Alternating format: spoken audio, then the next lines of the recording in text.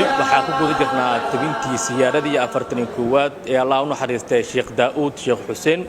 oo maanta ay ka soo qayb galayeen dhammaan dariiqooyinka qaybahooda kala duwan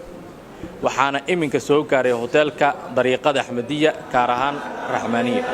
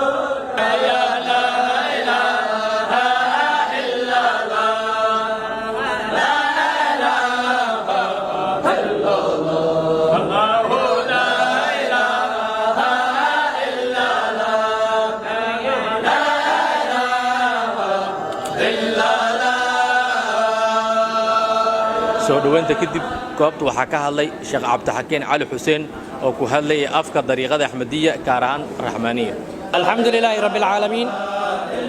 wassalaatu wassalaamu ala ashrafil mursaliin sayyidina Muhammadin wa ala aalihi wa sahbihi ajmaciin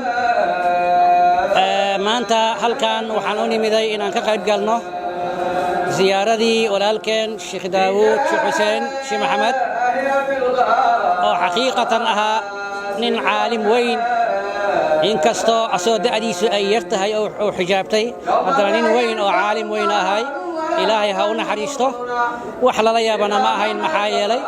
qoys diineed oo xagga aabbaha iyo xagga hooyabada oo ka soo jeeray magaaladii cilmiga waa ku barbaaray marka xilligan oo kale ayaa sana walba halkan waxaa lagu sameeyaa ziyaaradiisa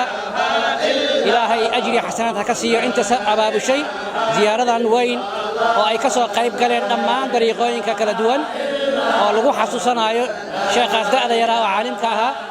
ilaahay waxaan leenahay martabaadkiisa ku ziyaadiyo inta soo agaasintay